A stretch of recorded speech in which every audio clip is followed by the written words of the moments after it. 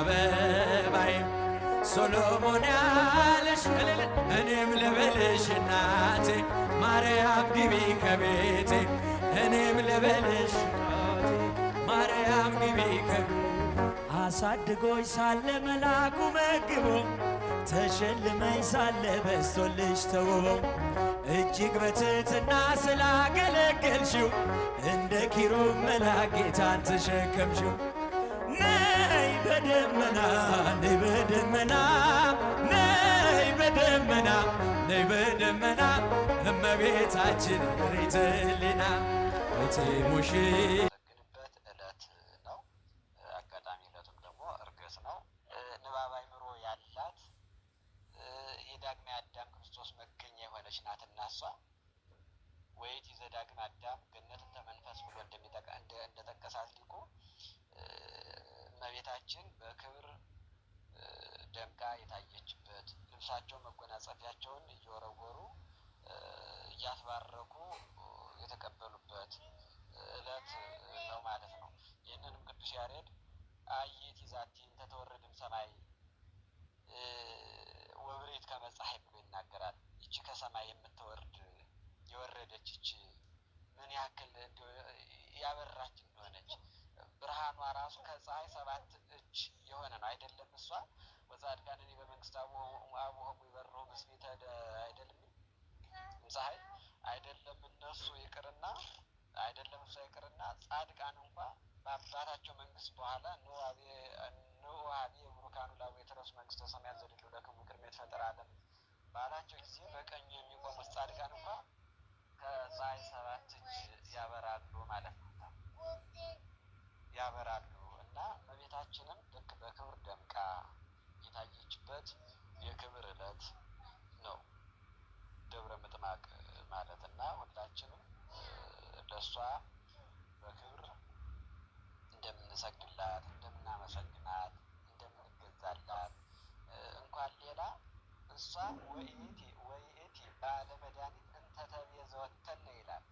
ከፍዳ ያዳነችን ቤዛዊተ ዓለም እንደሆነችም ሊቁ ሄራቅሊስ ይናገራል እና ቤዛዊተ ዓለም ድንግል ማርያም ብለን አባ ጊዮርጊስም እንደሚያመሰግናት ቤዛዊተ ዓለም ብለን የተቤዠችን እሷ እንደሆነች የምናመሰግንበት ዕለት ነው። አጋጣሚ ዕለቱም ደግሞ ዕርገት ነው። ሀሳቡ ጥያቄው ደብረ ምጥማቅ ስለሆነ የኔ ያለኝ ሀሳብ ይሄ ነው። በአጠቃላይ መገለጥ ሰዎችን የባረከችበት ዕለት እንደሆነ ነው ያለኝ ሀሳብ። ሌሎቹ መምህራን በሰፊው ጨምሯቸዋል። ድንገት ስለሆነ ያለኝ ስነው ባለ ራእዩ ዮሐንስ ማለት እመቤታችን ቅድስት ድንግል ማርያምን ባደራ መልኩ የተቀበለ ወንጌላዊ ፍቁረ እግዚእ ወልደ ነጎድጓድ አቡ ቀለምሲስ እያለ በጣም በብዙ ስሞች የምናውቀው እሱ ድንግል ማርያምን ያየበትን ጉዳይ አስቀምጦልናል። እንግዲህ ልብ በሉ፣ ነቢይ ወደፊትና ወደ ኋላ ነው የሚያየው። ወደፊት ያለፈውን ያያል፣ ወደፊት ደግሞ የሚመጣውን ያያል። ለምሳሌ ሙሴ አሁን ያለፈውንም ነው ያየ፣ የሚመጣውንም ነው ያየ።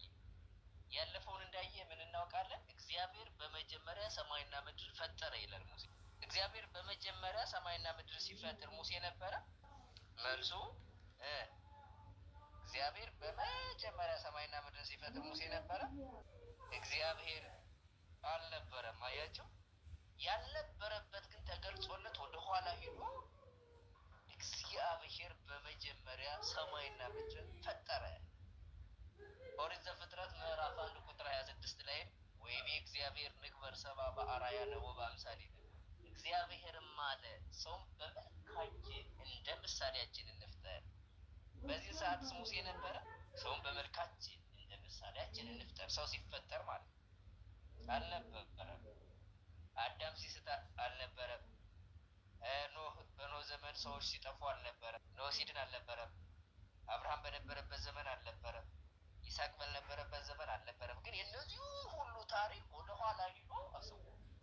ኦሪት ዘፍጥረትን እስከ ኦሪት ዘጸአት ድረስ ስታነቡ ሙሴን የምታገኙት ኦሪት ዘጸአት ላይ እስከዚያ ድረስ ያለውን ታሪክ ያልነበረበት ነው ተገልጾለት የጻፈ ማለት ነው። ስለዚህ ነቢያት ያለፈውን ያልነበሩበት ዘመን ተገልጦላቸው ይናገራሉ ማለት ነው። ይሄ ኃላፊያ መጻእያት ይባላል። የሚመጣውን ሙሴ የሚመጣውን ተገልጾለት ተናግሯል። ምን ብሏል? የሚመጣው ተገልጾለት እንዲህ ብሏል። ነቢየ ያነስ ለክሙ ዘከማየ እምኀዊክሙ ዘከማየ ወሎቱ ስምዖን፣ እንደኔ ያለ ነቢይ ያስነሳላችኋል እርሱን ስሙት ብሏል። እንደኔ ያለ ነቢይ ወደፊት ነው እግዚአብሔር የሚያስነሳላችሁ። ለጊዜው ኢያሱ ከሙሴ ቀጥሎ ነቢይ ሆኖ በእስራኤል ላይ ተሾሟል። ልክ ኢያሱ ሙሴ ሕዝበ እስራኤልን እንደመራው ሁሉ መርቷልና ለጊዜው ስለ ኢያሱ ነው የተናገረ። እንደኔ ያለ ነቢይ ያስነሳላችኋል። ማነው እሱ? ኢያሱ። እሱን ስሙ። በኋላ ግን እንደኔ ያለ ነቢይ ብሎ ስለ ክርስቶስ የተናገረው። አሁን ክርስቶስ በነበረበት ዘመን ሙሴ ነበረ እንዴ? አልነበረም። ሙሴ ኃላፊ ነው። ክርስቶስ እንደገና ወደፊት የሆነ ነገር ነው። ስለዚህ ኃላፊያትንና መጻእያትን የሚያውቁ ነቢያት ይባላሉ። ልክ ዮሐንስ ወንጌላዊም ድንግል ማርያም፣ አሁን ልብ በሉ፣ ድንግል ማርያም ስለ ድንግል ማርያም ተገልጦለት ሲናገር ይሄ ምን ይባላል? ኃላፊያት ያለፈው ነው። ምክንያቱም ድንግል ማርያምን አደራ ተቀብሏል። ስለ ድንግል ማርያም አጠቃላይ ሕይወት ያውቃል። ግን በኋላ በራእይ ደግሞ አየ። ስለዚህ ይሄ ኃላፊ ነው። ወደፊት የሚመጣውን ደግሞ ተገልጦለት ሲናገር ስለ ሐሳዊ መሲህ ይናገራል። ስለ ሐሳዊ መሲህ እንዴት እንደሚመጣ አሁን ይህን እዚህ ጋር መቆም ካስቻለን እዚች ላይ ትንሽ ነገር እምላችሁ የታየውን ተአምር ሲናገር ወአስተርአየ ካልእ ተአምር በውስተ ሰማይ፣ በሰማይ ታላቅ ምልክት ተደረገ ይላል። ተአምር ይለዋል። ተአምር ማለት በመጽሐፍ ቅዱስ ከአእምሮ በላይ ከተፈጥሮ በላይ ሰው ከሚያውቀው በላይ ማለት ነው። አሁን በመጽሐፍ ቅዱስ ብዙ ተአምራት ታገኛላችሁ። ለምሳሌ ውሃ የወይን ጠጅ ሲሆን ተአምር በዮሐንስ ወንጌል ምዕራፍ 2 ላይ። ስለዚህ አሁን ይሄ የድንግል ማርያም በደብረ ምጥን በራእዩ ላይ ሲናገር ድንግል ማርያምን በተአምር እንዳየ ሲናገር ምን ይላል?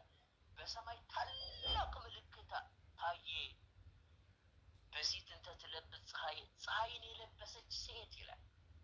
ከዛስ ወዲበ ርሳኒ ዘአሰርቱ ክልኤቱ ከዋክብት፣ በራሷ ላይ ደግሞ 12 ፈርጥ ያለበት ዘውድ አድርጋ ነበር። ወወርኅ ታሕተ እገሪሃ፣ በታቿ ደግሞ ጨረቃን ተጫምታ ነበር ይላል። በጥቅሉ አሁን እዚህ ጋር ሀሳቧን ጠቅለል አድርጌ ሳስቀምጣት በሰማይ ትልቅ ተአምር ታየ አለ ዮሐንስ። ምንድነው ተአምሩ ስንለው አንደኛ ፀሐይን፣ ሁለተኛ ፀሐይ ሴት ምን አይነት ሁኔታ እንደነበረ ሲናገር 12 የፈርጥ ዘውድ ያለው ራሷ ላይ የደፋች፣ ጨረቃን ጫማ ያደረገች። አሁን የተአምር ሴት ፀሐይን ትለብሳለች። ፀሐይ የለበሰች ሴት በዓለም አይታችሁ ታውቃላችሁ? ፀሐይ ልብሷ የሆነ ከዛ 12 ፈርጥ ያለው ዘውድ ያደረገች፣ ከዛ ደግሞ ጨረቃን ጫማ ያደረገች። የሚገርም ተአምር። አሁን አይበለው እንጂ ይሄ መጽሐፍ ቅዱስ ላይ ሳይሆን ገድል መጽሐፍ ላይ ቢሆን መጽሐፍ ቅዱስ ብቻ እያሉ የሚጮሁ ሰዎች እንዴት እንደሚሉን አስቡ። ስሙ ኦርቶዶክሶች ድንግል ማርያምን ይኸው እንዴት እንዳደረጓት 12 የከዋክብት አክሊል ያደረገች እያሉ ነው። ኑ ስሙልን።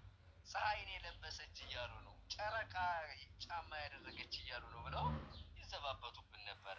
ግን እግዚአብሔር ይመስገን መጽሐፍ ቅዱስ ላይ ነው የተመለከትነው። ይሄ አሁን ድንግል ማርያም አያችሁ፣ ለምንድን ነው በሰማይ ምልክቱ የታየ ከተባለ የመጀመሪያው የድንግል ማርያምን እርገት ያሳያል። በሰማይ ታየ። ብዙ ሰዎች እንደሚሉት ወይም የመናፍቃኑ አልተነሳችም ምናምን አይደለም። ለምንድን ነው ዮሐንስ በሰማይ እየታየችው? ለምን በታች አትታየው? ለምን ቤቱ ላይ አትታየው? በሰማይ ታየችው። ይሄው እርገቱን ያመለክታል። የድንግል ማርያምን እርገት በሰማይ አንድም በሰማይ የሚለው ሰማይ የሚለው ልዕልናን ያመለክታል፣ ክብርን ያመለክታል።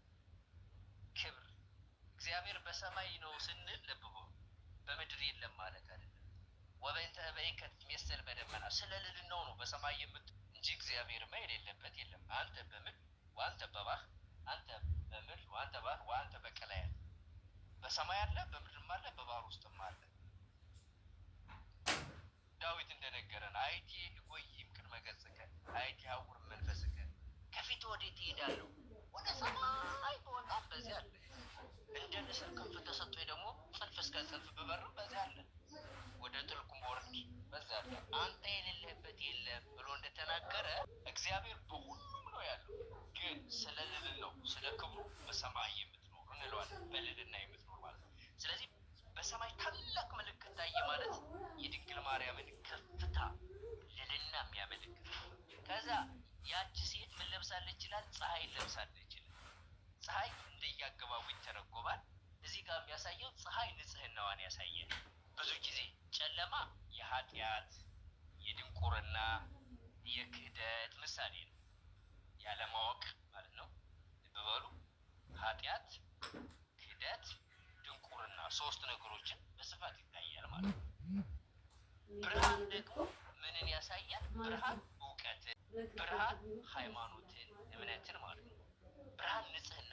አሁን መላእክት ብዙ ጊዜ ነጫጭ ልብስ እየለበሱ የሚገለጡት፣ እኛም በክርስትናችን ነጫጭ ልብስ የምንለብሰው ተስፋን፣ መንግስተ ሰማያትን የሚያመለክት እንደሆነ ይታወቃል። እና ድንግል ማርያም ለብሳ የታየችው ፀሐይ ለብሳ ታየች። ንጽሕት መሆኗን ነው፣ ቅድስት መሆኗን ነው የሚያሳይ እሱን ያ ከዛ ምንድነው ድንግል ማርያም በራሷ ላይ የደፋችው ዘውድ ደግሞ 12 ከዋክብት ያለበት ወይም 12 ፈርጥ ያለበት ዘውድ። ይሄ 12ቱ ሐዋርያት ናቸው። በ12ቱ ሐዋርያት ላይ ያደረው መንፈስ ቅዱስ አድሮባት ማለት ነው ብለው የአዲስ ኪዳን ተርጓሚያን ተርጉመውታል። ከዛ እስከ እግሯ በታች ጨረቃን ተጫምታለች። ጨረቃ በሚገርም ሁኔታ ሊቃውንት ተርጉመውታል። የዮሐንስ ምሳሌ ብለውታል። ከእግሯ በታች ነው ማለት ምን ማለት ነው? እመቤታችን ቅድስት ድንግል ማርያም በሉቃስ ወንጌል ምዕራፍ 1 እንደተገለጠው አምላክን ጸንሳ ወዲያው ወደ የት ሄዳለች? ወደ ኤልሳቤጥ። አቤት ትትናዋ፣ አቤት ትትናዋ፣ በጣም ትገርማለች። ለምን? አምላክን ያክል ጸንሳ ገብርኤል መጽነሷን ነግሯት፣ ግን ወደ ተራ ሴት ሄደች። ለምን?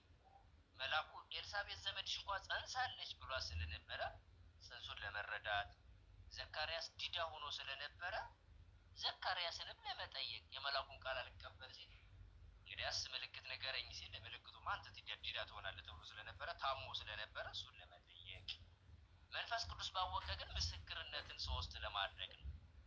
አንደኛው መልአኩ መስክሯል፣ ትጸንሻለሽ ብሏታል። ሁለተኛ ደግሞ ኤልሳቤጥ ድንግል ማርያምን ስትመጣ አይታ ምንድን ነው ያለቻት? የጌታዬ እናት ወደ እኔ ትመጭ ዘንድ እንዴት ይሆንልኝ ብላ የተናገረችው ቃል አለ። ሶስተኛ ዮሐንስ በማህፀን ሆኖ ለጌታ ሰግዷል። በጣም የሚገርማችሁና በጣም ደግሞ ትልቅ ተአምር የምታገኙ ድንግል ማርያም ሄዳ ኤልሳቤጥ እንዴት ነሽ ስትል ወሶበ ሰማት ቃላ ለማርያም የድንግል ማርያምን ሰላምታ ኤልሳቤጥ ስትሰማ ማለት ነው። ከዛ በማህፀኗ ያለ የ6 ወር ጽንስ ዮሐንስ መጥምቅ ምን አደረገ ነው የሚለው? ዘለለ። በተአምር የሰው ድምፅ ሰምቶ የዘለለ ጽንስ የዘለለ የለም። አያችሁ፣ የድንግል ማርያም ሰላምታ ራሱ የተለየ ሰላምታ ነው ማለት ነው። ከኛ ሰላምታ ይለያል፣ ከቅዱሳን ሰላምታ ይለያል። ኤልሳቤጥ ማህፀን ውስጥ ያለው የ6 ወር ጽንስ ዮሐንስ መጥምቅ የድንግል ማርያምን ሰላምታ ኤልሳቤጥ እንደሰማች ወዲያውኑ ዘለለ ይላል። ይህንን ቅዱስ ያሬድ ምን ይላል? እምከርሰ እሙ አእመረ ሰገደ ወአንፈራጽ። ዮሐንስ መጥምቅ ገና ከእናቱ ማህፀን አወቀ ይላል። ለምን? ደስ ብሎት በደስታ ሰገደ። አያችሁ፣ ድንግል ማርያምን በማህፀን ያለ ህፃን ገና ያውቃታል። ለዛ ነው ለእመቤታችን ለቅድስት ድንግል ማርያም የጸጋ ስግደት፣ በማህፀኗ ለተጸነሰው ለኢየሱስ ክርስቶስ ደግሞ የባህሪ ስግደት አቀረበ። ስለዚህ ዮሐንስ መጥምቅን ምን ያሉት? ጨረቃ ከእግሮቿ በታች ጨረቃን ተጫምታለች ማለት ዮሐንስ መጥምቅ ይሰግድላታል ማለት ነው። እንግዲህ ብርሃን ክርስቶስ ብርሃን ይባላል፣ እንደየአገባቡ ይተረጎማል። ብርሃን ቅዱሳንም ብርሃን ይባላሉ። የዮሐንስ ወንጌል ምዕራፍ 9 እና 8 ላይ ስትመለከቱ ኢየሱስ ክርስቶስ ሐዋርያቱን እናንተ የዓለም ብርሃን ናችሁ ከማለቱ በፊት ስለ ራሱ ሲናገር አነ ውእቱ ብርሃኑ ለዓለም፣ እኔ የዓለም ብርሃን ነኝ ይላል። እኔ ምንድን ነኝ? ብርሃን ነኝ ይላል።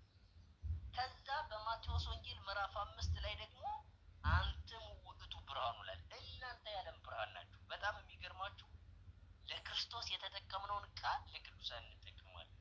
ለቅዱሳን የተጠቀምነውን ቃል ለክርስቶስ እንጠቀማለን። ስንጠቀመው ተመሳሳይ ቢሆን ግን በሐሳብ ግን ፈጽሞ ይለያያል። ለክርስቶስ ሲሆን ሁልጊዜም የባህሪው ነው። ማንም ያልሰጠው ማንም የማይወስድበት የራሱ የሆነ ማለታችን ነው። የቅዱሳን ሲሆን ሁልጊዜም የጸጋ ከእግዚአብሔር ያገኙት ነው የምንለው።